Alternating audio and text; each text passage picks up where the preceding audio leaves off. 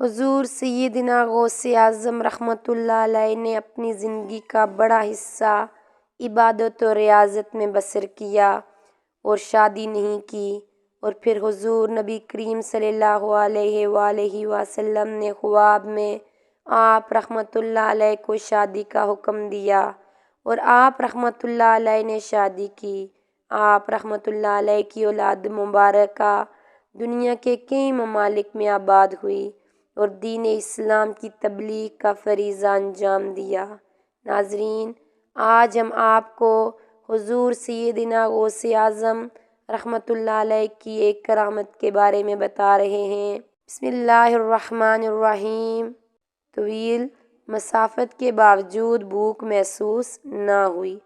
حضرت شیخ ابو محمد معلیٰ رحمۃ اللہ علیہ سے مروی ہے کہ ایک مرتبہ میں حضور سیدنا غوث اعظم رحمۃ اللہ علیہ کی خدمت اقدس میں بغداد شریف حاضر ہوا اور کچھ دنوں تک آپ رحمۃ اللہ علیہ کے قیام پذیر رہا اور روحانی فیوز و برکات سے مالا مال ہوا۔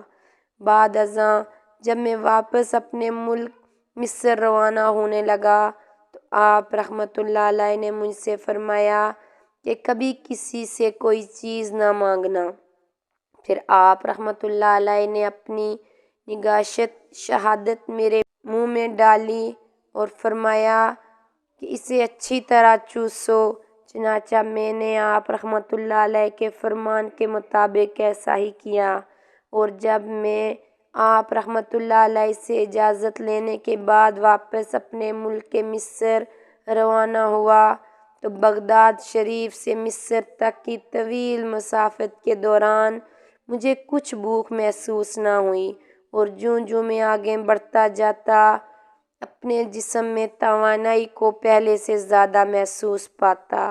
یہ تھے شیخ عبد القادر جیلانی، جن کے دستے مبارک لگنے سے انسان میں طاقت آ گئی اور وہ شخص اپنے جسم میں مزید توانائی محسوس کرنے لگا۔